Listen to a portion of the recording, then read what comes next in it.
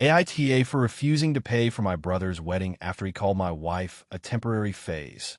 I, 34M, am the oldest of 3 siblings. My brother Jake, 30M, is getting married in December to his fiancée, Emily, 29F, and they've been together for about 5 years.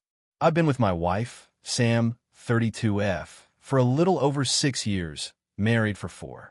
She's everything to me, my absolute partner in life, and we've supported each other through everything. Sam is a bit unconventional. She has visible tattoos, dyed hair, and works as a tattoo artist. But she's smart, funny, emotionally intelligent, and incredibly loyal. When Jake and Emily got engaged last year, they asked me if I'd be willing to contribute financially to the wedding. They had some savings, but Emily wanted a big, elegant wedding, and they were falling short. My parents are helping, but they're retired and can't pitch in much. I'm in a comfortable place financially. I run a small but successful software company, so I told them I'd cover up to $20,000 of the wedding expenses as a gift. No strings attached. Everything was going fine. I was helping them negotiate with vendors, even helped them secure a venue through one of my business contacts. Sam was involved too. She helped Emily pick out some of her decor and even did mock-ups for their invites. She was genuinely excited to help. Then last month, we were at my parents' house for dinner. It was the usual family gathering. My parents, me and Sam, Jake and Emily, and our youngest sister Lena, 25F. Over dinner, we somehow got onto the topic of weddings and marriages, and Jake made a joke about how not all relationships are meant to last, and then laughed. No one really reacted, but he doubled down and said something like, some people just go through phases before they figure out who they're actually going to settle down with. I didn't like the tone, but I let it go. Then Lena, bless her blunt little heart, asked, "Are you talking about Sam?" Thinking he was joking. Jake shrugged and said, kind of. Let's be real. Sam's cool and all, but I never thought she was really the marrying type. Just kind of a phase before my name gets serious about life. I thought Sam misheard, but she went quiet. Dead silent. I just stared at Jake and asked him to repeat himself. He tried to laugh it off and said, "Come on, man, don't be so sensitive. It's just a joke. We all thought she was a little wild when you started dating her." Sam excused herself and went to sit outside. I followed her, and she told me she was humiliated and didn't want to be around people who saw her as disposable. I was fuming. We left early. The next day, I called Jake and told him his comment was beyond disrespectful and he owed Sam an apology. He said I was overreacting and that it was just a poorly worded joke and I was blowing it out of proportion. He even said, "Come on, you're not seriously going to jeopardize my wedding over this?" I told him I wouldn't jeopardize anything, but I also wouldn't be paying for a single cent of the wedding unless he gave Sam a sincere apology and explained to Emily and our parents what he said and why it was wrong. He refused, said I was emotionally blackmailing him, and hung up.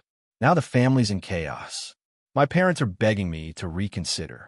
Emily texted me, saying she didn't know what Jake said exactly, but that she hopes I won't punish her for his awkwardness. Lena is fully on my side, and even told Jake he was being a coward for not owning up. Sam has told me she doesn't care about the money, but doesn't want me to compromise my boundaries just for family peace. I feel bad because Emily didn't say anything wrong, and I don't want to mess up her dream wedding, but I also feel like if I sweep this under the rug, I'm telling Sam she's not worth standing up for. So, AITA for pulling the wedding funding over this. If you enjoyed the video, don't forget to leave a like and subscribe to the channel. It helps the content grow and motivates me to create even more great videos. Turn on notifications so you don't miss any new uploads. By the way, I'm curious, when do you usually watch my videos? While working, studying, or just relaxing at home? Let me know in the comments. I'd love to hear from you. Thank you for your support. AITA for banning my mother-in-law from our house after she threw away my creepy doll collection. So I, 34F, know the titles sound a bit dramatic, but bear with me. I collect dolls. Not porcelain antiques or Barbies, though I have a few vintage ones, but mostly handmade, folklore-inspired, and niche designer dolls from around the world. Think artisan-level stuff, limited editions, and some horror-themed ones. I have about 200 in a room we call the doll room, which is kind of a museum for them. I know it's not everyone's cup of tea, but it's something I've loved since I was a kid. My husband, 36M, has always been supportive of it, even though he finds some of the dolls a bit unsettling. Enter my MIL, Barbara, 61F. She's always been difficult, very into appearances, thinks anything that isn't mainstream is weird or disturbing, and has made it clear she doesn't really approve of my interests. When we got married 5 years ago, she asked if I'd be giving up my creepy little hobby to become a real wife. I laughed it off. My husband told her that my interests weren't up for debate, and we moved on. Or so I thought. Over the years, Barbara has made a lot of comments. Every time she visits, she side-eyes the dolls, tells me I should sell them, says it's bad energy to keep demonic things in the house, etc. I've always just smiled politely and ignored her. A few weeks ago, my husband and I went on a short vacation, our first real getaway in years, and left his cousin James, 22M, house-sitting. He's great, responsible, knows the house well, and has zero issues with the dolls. We made sure everything was locked and told him that no one was allowed over without checking with us. When we got back, I immediately knew something was wrong. The doll room felt empty. I opened the door and found over half my collection gone. My limited edition Slavic Forest Witch, gone. My handcrafted Haitian market dolls, gone. A signed horror doll I got for my birthday last year, gone. I panicked. I thought we were robbed. But nothing else in the house was missing. I called James, who sounded shocked. He said he hadn't gone into the room at all, but mentioned that Barbara had stopped by to drop off some food and stayed for about 20 minutes. That was 2 days before we got back. My husband and I confronted her, and at first, she denied everything. But when we pressed, she said something like, "Oh, thank God you noticed. I was worried you wouldn't even realize they were gone. I did you a favor." She had taken it upon herself to cleanse the house because she was worried about the spiritual impact of the dolls on our future children. I was speechless. My husband was livid. He demanded to know where they were. And she said she donated them to a church charity and that no good Christian woman should have voodoo monsters staring down at her own home. I cried. I'm not exaggerating. I cried for hours. Those dolls weren't just things. Some were gifts. Some were tied to my heritage. Some I'd saved for years to afford. One was the last thing my grandmother gave me before she died. Priceless, sentimental, irreplaceable. We called the charity, but they said the dolls were already distributed. Most were probably thrown away. We called around, but it was clear they were gone. I told Barbara she was no longer welcome in our home. She tried to play the victim, claiming she was just trying to protect us. My husband backed me 100%.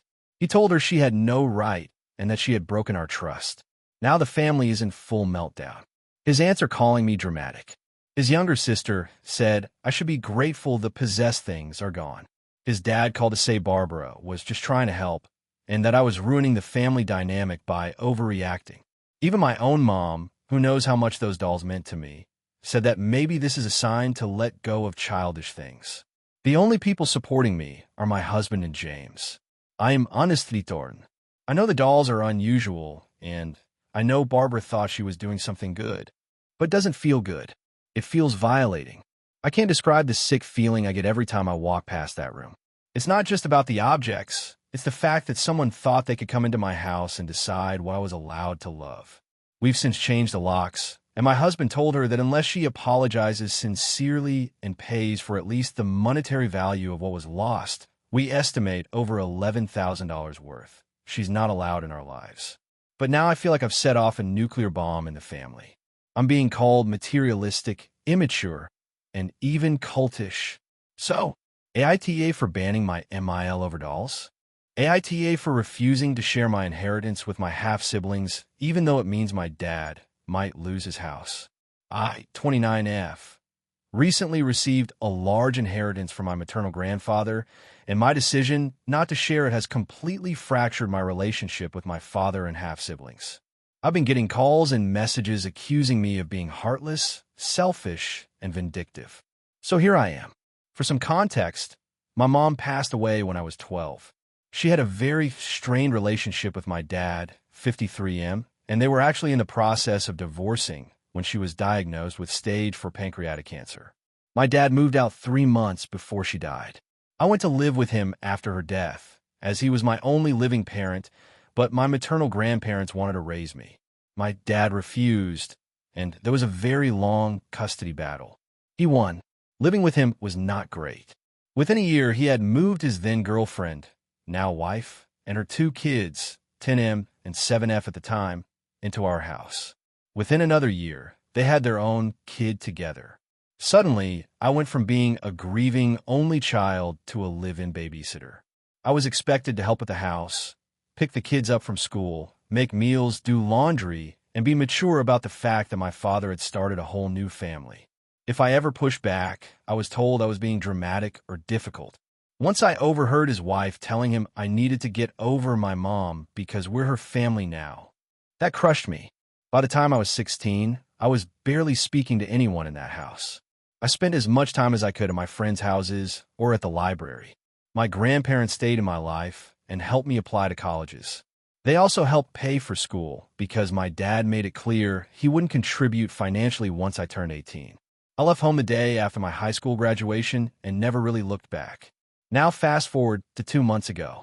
My grandfather passed away and left me a substantial inheritance, about $350,000 in trust. I was the sole beneficiary. The will was clear. It was for me, specifically, as the only direct descendant of his daughter. My dad found out about it through a mutual acquaintance in our hometown, small town, people talk, and he called me the next day asking for a quick conversation. I hadn't spoken to him in over a year, but I agreed. He told me that they were at risk of losing their house because of a second mortgage they took out to pay for some renovations and debt consolidation.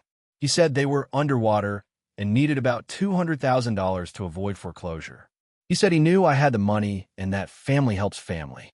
Then he asked if I could give him $150,000. Not the full $200,000, just a little help to get through this crisis. I was quiet. Then I said no. He seemed stunned. I told him this money was from my grandfather, the one who tried to fight for me and who never once made me feel like I was a burden. I told him I owed him everything and I wouldn't disrespect his wishes.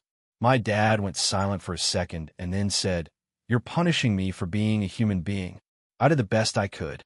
I replied, "Your best made me feel like an outsider in my own home." He hung up. Since then, I've been getting texts from his wife, very colorful language, his kids, who are now 27M, 24F, and 17M, and even a few cousins I barely know. Some say I'm being selfish. Some say I'm rich now and should help. Some say it's cruel to watch your own father lose his home when you could stop it. But here's the part I'm struggling with. My half-siblings. The 17-year-old especially. He wrote me a long message saying he's scared, he's never lived anywhere else, and he doesn't understand why I hate them. He said I was the big sister who just vanished. And I get it. They didn't ask to be born. They didn't ask for my dad to remarry. They were kids too. But I can't lie. I don't feel like they're my siblings. I don't feel connected to them at all. I've been on my own for so long. No one helped me when I needed it. And now they're all leaning on me like I owe them. To be clear, I'm not living some lavish lifestyle. I'm not spending wildly or traveling the world. The money is in a high-yield savings account and a CD. I use some of it to pay off my student loans. That's it. I plan to use the rest as a down payment on a house or maybe start my own business. It's not infinite money, and it's certainly not enough to rescue a family of 6 from their financial mistakes. And maybe that's what this really is, a culmination of years of resentment. I resent that my dad replaced my mom like she was a faulty appliance. I resent that I was never allowed to grieve. I resent that my half-siblings got a dad who showed up while I was left to raise myself. But does that make me heartless? A friend told me I'm letting my pain make me petty. That maybe this was a chance to be the bigger person. Maybe. But I don't think I owe it to anyone to bleed myself dry for a family that never made space for me. So Reddit, AITA for refusing to help my dad and half-siblings with my inheritance, even if it means they lose their home?